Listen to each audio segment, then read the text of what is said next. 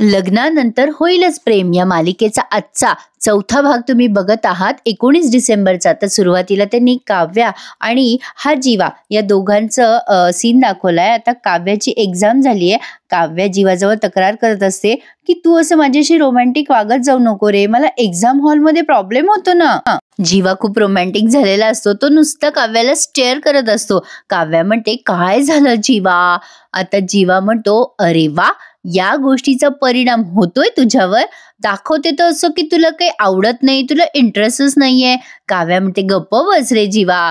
जीवा म्हणतो तुझी क्लासची टेस्ट कठीण झाली तर माझ्यावर का चिडतेस तू काव्या. काव्या म्हणते नाही रे, असं नाही, क्लासच्या टेस्ट बद्दल नाही, पण माझा फोकस हरवतो ना रे जीवा.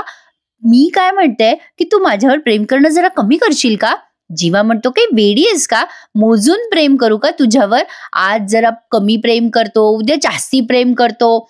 आता काव्या म्हणते अरे बाबा, हे सांगते मी तुला, तुझी ही टाइमपास बडबड ती कमी करणं. ए जीवा, मला ना टेन्शन आलंय, मेन एक्झाम मध्ये माझा फोकस हल्ला नाही पाहिजे रे. जीवा म्हणतो ए काव्या, जरा शांत होशील का.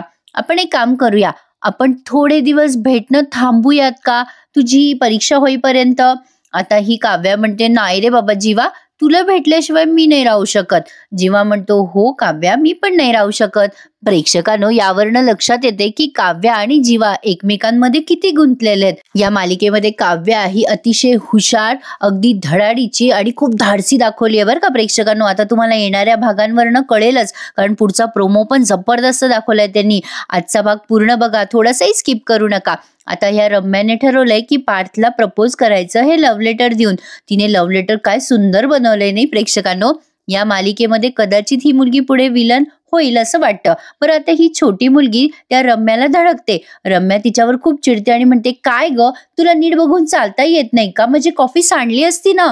आता ही छोटी मुलगी म्हणते सॉरी रम्या ताई, पण ती खूपच रूडली त्या मुलीवरती रागवते. त्यामुळे त्या मुलीला ना रम्याचा जरा रागच येतो. आणि मला अजून कळलं नाहीये की ही मुलगी नेमकी कोणाची कोण आहे.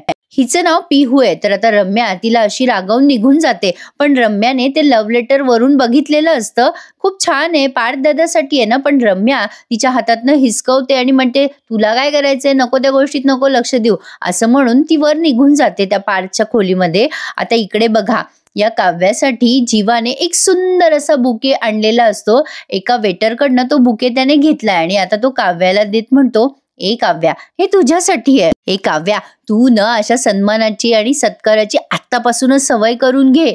काव्या म्हणते थँक्यू पण आज जो तू माझ्यासाठी सत्कार केलायस ना, तर आजची ट्रीट तुला माझ्याकडनं. काय खाशील जीवा. मग आता हा हळूच तिच्या कानात रोमॅन्टिक होऊन म्हणतो तुला. मग काव्या चिडते त्याच्यावर. मग आता हा जीवा म्हणतो ए काव्या, चूक तुझी. माणसाने कशाला इतकं गोड व्हावं, तू इतकी गोड आहेस ना की असं वाटतं तुला खाऊनच टाकावं. मग आता हा पुन्हा एकदा तिला फ्लाइंग किस देतो. तेव्हा काव्या असा हात पुढे करते आणि मग जीवा म्हणतो चिटकला तो फ्लाइंग किस हाताला.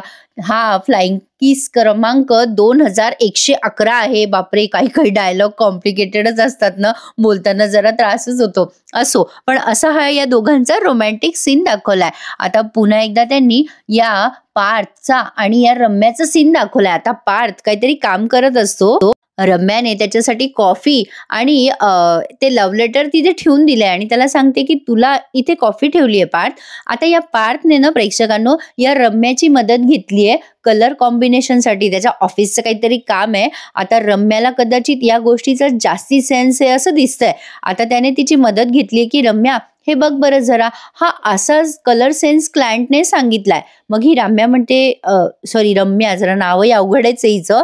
तर ती रम्या म्हणते काय रे पार्थ, तुझी क्लायंट फिमेल आहे का, साधारण ती 21 ते 25च्या वयातली असेल काय. मग पार्थ म्हणतो हो ग, तुला कसं काय कळलं. मग रम्या म्हणते कळलं मला.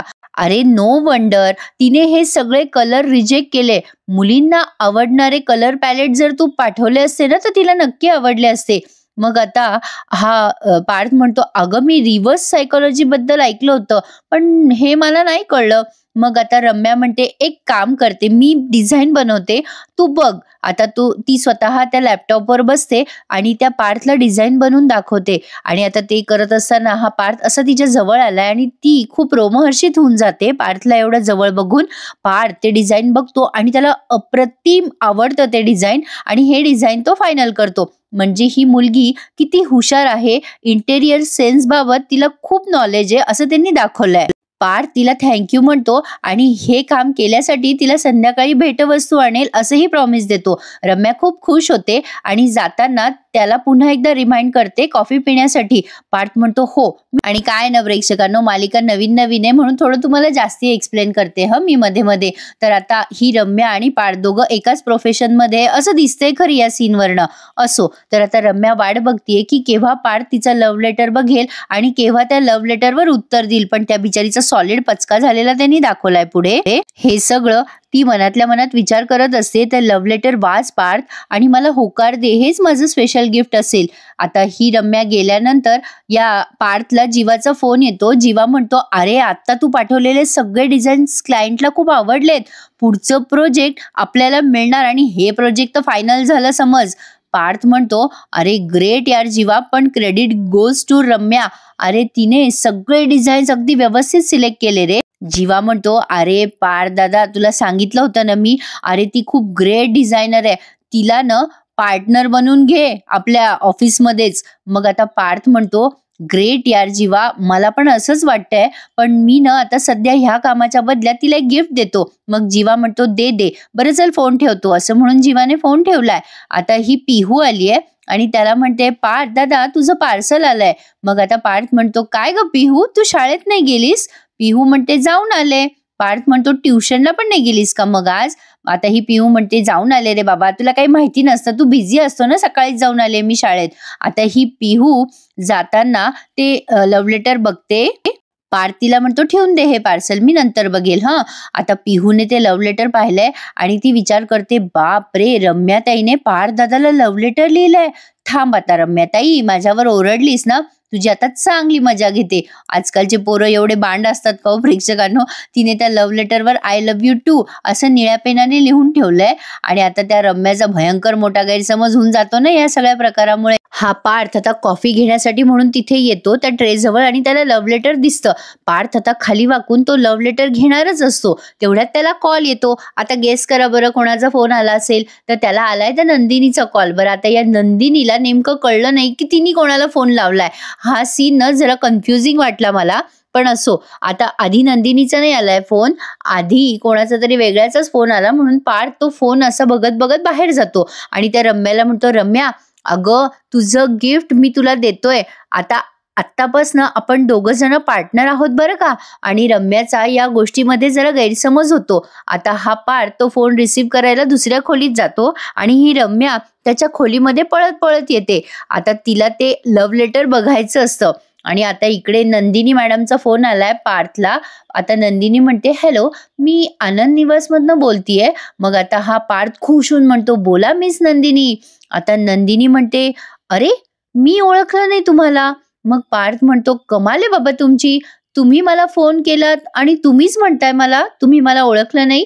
आता नंदिनी म्हणते ऍक्च्युली सॉरी, पण मीच तुम्हाला फोन केलाय. काय झालं की तुमच्याकडून आम्हाला आमच्या आनंद निवासला डोनेशन मिळालं ना, म्हणून ह्या नंबरला मी कॉल केलाय. तर आभार मानायचे होते तुमचे. पार्थ म्हणतो अच्छा मग माना आभार. नंदिनी म्हणते हो, पण तुमचं नाव कळालं असतं तर बरं झालं असतं. आणि आता ही रम्या त्या लव्ह लेटरच्या जवळ जाते आणि ते लव्ह लेटर चेक करायला लागते. आणि त्या लव्ह लेटर मध्ये आय लव्ह यू टू असं लिहिलेलं असतं. त्यामुळे रम्या प्रचंड खुश होते. अरे बापरे, हिचं नाव थोडं सोपं ठेवलं असतं तर बरं झालं असतं नाही, जरा बोलायला त्रासच होतोय मला हिचं नाव. असो, पण आता ही रम्या एवढी खुश होते, पार्थ लव्ज मी असं म्हणून ती ते लव्ह लेटर असं लावून घेते तिच्या हृदयाला आणि आता नाचायला लागते, गायला लागते तिथेच त्या पार्थच्याच खोलीमध्ये. पण असो, आता नंदिनी आणि पार्थचं बोलणं पुढे कंटिन्यू दाखवलंय त्यांनी. नंदिनी म्हणते अहो जरा चुकलंच माझं, मी घाईघाईने तुमचा नंबर घेतला आणि नाव विचारायचं राहूनच गेले. आता हा पार्थ म्हणतो नाही होतं असं कधी कधी. मग नंदिनी म्हणते कोण बोलतंय मला कळेल का? पार्थ म्हणतो मी ह्यासाठी तुम्हाला थोडे कष्ट घ्यावे लागतील. जरा आठवा मी कोण असेल. नंदिनी म्हणते, आवाज थोडा ओळखीचा वाटतोय, पण आता पार्थ म्हणतो, अहो माणूसही ओळखीचा आहे तुमच्या. मग नंदिनी म्हणते, आपण भेटलोय का कधी याआधी? मग पार्थ म्हणतो, हो भेटलो ना, काल, आज. आता तिकडनं आवाज येतो एकदम त्याच्या पार्थच्या आईचा, पार्थ. आता पार्थ हो देतो त्याच्या आईला आणि म्हणतो, ओ आई. मग नंदिनी हसते आणि म्हणते, पेपर फुटला बरं का तुमचा. आता पार्थ म्हणतो, पेपर जरी फुटला असेल तरी उत्तरपत्रिका गुलदस्त्यातच आहे. आता ही नंदिनी म्हणते, म्हणजे? पार्थ म्हणतो, नाव कळलंय तुम्हाला, पण ओळख कुठे पटलीये? नंदिनी म्हणते, दिस इज इंटरेस्टिंग. नाही म्हणजे तुम्हीच मदत करा की मला, काहीतरी क्लू द्या, तुमची ओळख पटवून द्या. पार्थ. नंदिनी जेव्हा पार्थ असं म्हणते तेव्हा पार्थला खूप छान वाटतं. तो म्हणतो, किती छान हाक मारलीये तुम्ही मला. मी तुम्हाला ओळख पटवून देण्यासाठी जरा मदत करतो. काल आणि आज तुम्ही किती अनोळखी लोकांना भेटलात. नंदिनी म्हणते, तसं तर बऱ्याच जणांना. मग पार्थ म्हणतो, त्यामध्ये लक्षात राहण्यासारखे किती जण होते? मग नंदिनी म्हणते, 1 मिनिट, नाव अर्जुनच आहे, पण काम त्याच्या सारथ्याचं केलंय. नंदिनी पुढे बरोबर गेस करते आणि म्हणते, मला आश्रमात सोडणारे तुम्हीच होतात ना? आता हा पार्थ म्हणतो, हो बरोबर गेस केलंय, मी तोच आहे, पार्थ देशमुख. नंदिनी छान हसायला लागते इकडनं गोड, आणि तिकडनं रम्या पार्थला असं चोरून चोरून बघते. पार्थ म्हणतो, हो तो मीच आहे, ज्याच्या गाडीत तुम्ही अचानक शिरलात आणि प्रवासाची मजा घेतलीत. नाही म्हणजे तोच पार्थ देशमुख मी आहे. मग नंदिनी म्हणते, अच्छा होय, आत्ता टोटल लागली मला सगळ्यांची. बाय द वे, मी नंदिनी मोहिते आहे पार्थ देशमुखजी. काय आहे ना, तीच मुलगी आहे मी, जी परमिशन न घेता तुमच्या गाडीत बसणारी आहे. मी ओळखला होता तुमचा आवाज, पण. पार्थ म्हणतो, पण काय, बोला ना, विचारायचं की बेधडक, पार्थच बोलतोय ना? मग नंदिनी म्हणते, नाही सगळ्याच बाबतीत मी बेधडक नाहीये, मी फक्त कोणावर अन्याय होत असेल तरच बेधडक होते. By the way, thank you so much for your donation. मग पार्थ म्हणतो, युअर वेलकम. मग नंदिनी त्याला बाय असं म्हणते आणि फोन ठेवते. बापरे, बरंच मोठं कन्व्हर्सेशन होतं यांचं, पण छान दाखवलं. पण आता ही रम्या स्वप्नामध्ये गेलीये तिच्या. आता ती त्या पार्थला बघते, त्याचे फोटो बघते आणि त्या फोटोवरून असा हात फिरवत म्हणते, थँक्यू सो मच पार्थ, मला माहित होतं तुला पण मी तितकीच आवडते. आणि ते लव्ह लेटर असं हातात घेऊन आता ती नाचायला लागते. इथं त्यांनी गाणं वगैरे पण ऐकवलेलं आहे प्रेक्षकांनो, ते सावळ्या क्षणांनी, ते गाणं नाही का, भारी वाटतं ते ऐकायला. कुठल्याही सीनवर परफेक्ट बसतं हे गाणं. आणि आता रम्या पार्थ तिच्या सोबत नाचतोय असं इमॅजिन करते. छान दाखवलंय हे गाणं, आणि या गाण्यावरती पार्थ आणि रम्या पण छान वाटतंय. प्रेक्षकांना जरा कन्फ्युजिंग नाही वाटत आहे का, नेमकं कुठली जोडी कोणासोबत आहे आणि हे काय चाललंय? मलाही जरा गोंधळ झालाय. पण आता नवीन मालिका आहे, तोवर छान वाटेल असं एन्जॉय करायला. आता अलीबाबा नेहमीप्रमाणे आत्या विलन, ही आत्या आहे ना, ही या रम्याची आई आहे. आता ती आत्या येते, तिची आई, आणि म्हणते, काय ग रम्या, अगं काय हसते, काय नाचते, काय काय झालंय काय तुला? आता ही रम्या काहीच बोलत नाही, अशी लाजते आणि निघून जाते तिथून. रम्या निघून गेल्यावर ही आत्या विचार करते, बाई वेडीची मुलगी काय हसत असते मनाशी, तिचं तिलाच माहिती. असो, पण आता प्रेक्षकांनो, आपल्याला जे माहित नव्हतं ना, या छोट्या उस्तादचं नाव काय आहे, म्हणजे या पार्थ आणि जीवाचा लहाना भाऊ, तर त्याचं नाव आहे युगंधर. पण आता त्यांनी या नंदिनी आणि काव्याची जी छोटी बहीण आहे आरुषी, तिच्याच कॉलेजमध्ये हा युगंधर आहे असं दाखवलंय. आता ही आरुषी कॉलेजला पोहोचते तेव्हा तिची मैत्रीण म्हणते, काय ग आरुषी, किती लेट? आरुषी आता त्या पार्किंगमध्ये गाडी पार्क करून जात असते तेव्हा मागून युगंधर येतो आणि तिच्या गाडीशी हुसत्या घ्यायला लागतो, म्हणजे तिच्या गाडीला असं खाली पाडायचा प्रयत्न करत असतो. आरुषी गाडीवर बसलेली असताना आरुषी त्याला बघते आणि खूप घाबरते आणि त्याच्यावर ओरडत म्हणते, काय चाललंय तुझं, तुला दिसत नाहीये का, इथे मी गाडी लावलीये. आता लगेच युगंधर म्हणतो, चल शब्द जपून वापर, ही पार्किंग माझी आहे, चल बाजूला हो, इथे काय तुझं नाव लिहिलंय का, असं आरुषी युगंधरला म्हणते. युगंधर तिला म्हणतो, माझं नाव असं एवढं मोठं आहे ना की सगळ्या कॉलेजला माहितीये की ही युगंधरची जागा आहे, आणि तुला कळलं नसेल ग, चल बाजूला हो. मग आता तो हसायला लागतो आणि त्याचे मित्र सुद्धा आरुषीला हसतात. मग आरुषी त्याला प्रत्युत्तर देत म्हणते, हो का, म्हणजे सगळ्या कॉलेजला तुझं नाव माहितीये म्हणून तू हे पार्किंग काय विकत घेतलंय का?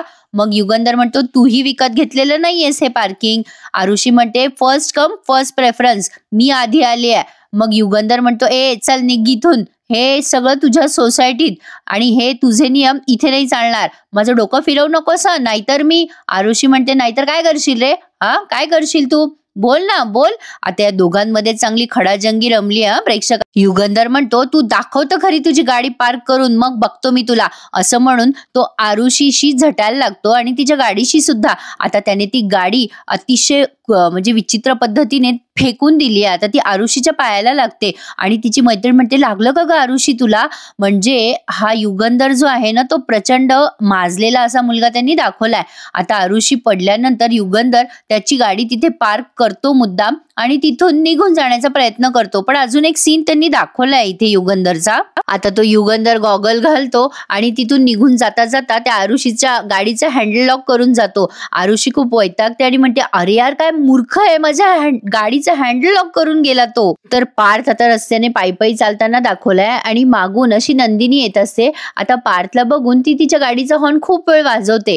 पार्थला जरा इरिटेटिंग होतं, पण तो मागे वळून बघतो तर त्याला नंदिनी दिसते आणि पार्थ म्हणतो, अरे वा, what a pleasant surprise. Nandini म्हणते, आज तुम्ही पायी चाललात? बरं चला, मी सोडते तुम्हाला. पार्थ म्हणतो, नाही इट्स ओके, मी जाईल ना. मग नंदिनी म्हणते, नाही थांबा ना जरा. अहो मागच्या वेळेला मी भाग पाडलं होतं तुम्हाला आम्हाला लिफ्ट देण्यासाठी, आज मी तुम्हाला लिफ्ट देणार आहे. पार्थ हसून म्हणतो, अच्छा म्हणजे उधारीचं ओझं वाटायला लागलंय तर. आता नंदिनी म्हणते, ओझं नाही हो, आभार व्यक्त करायचे म्हणून. त्या दिवशी तुम्ही इतक्या प्रेमाने माझी मदत केली, आता आभार मानायची संधी मला मिळते तर ती कशी सोडू?